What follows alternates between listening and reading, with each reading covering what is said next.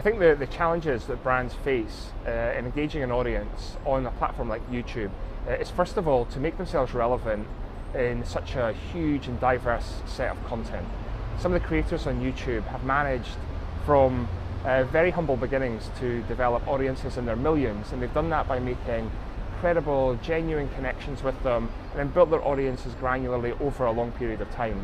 I think brands would like to have a similar level of success, but that's actually quite challenging for them. They don't want to take the time, they don't necessarily have the same authentic connection to their audiences. So being able to do that is hard for them.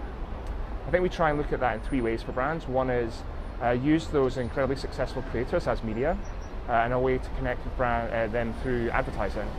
I think they can also do it through sponsorship and co-creation, so working with those content creators to make content together and being able to share associations.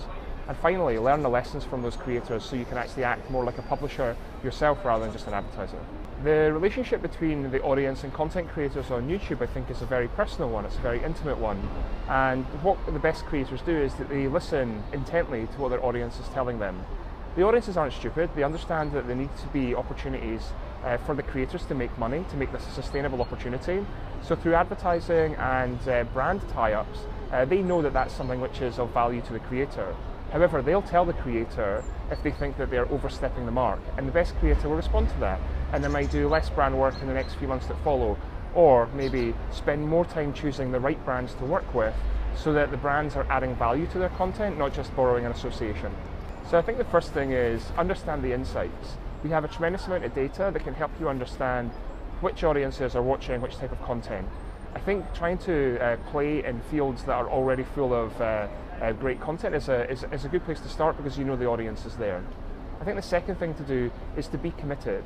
This isn't somewhere where really you have short-term success which leads to long-term success. It's about committing to it. From a brand's point of view, that might be organisationally as well as from an investment perspective, but think about this as a long-term play to be able to develop a sustainable audience over time. And the third thing is, expect that your first idea was wrong. The great creators on YouTube are constantly iterating their content, they're constantly working out what their audiences like and didn't like and making more of the stuff they liked and less of the stuff they didn't. I think that brands sometimes want to have more control, they want to have it all laid out on a spreadsheet before they start. But actually if they were a little bit more nimble, then I think they'll get an awful lot back from a platform like YouTube.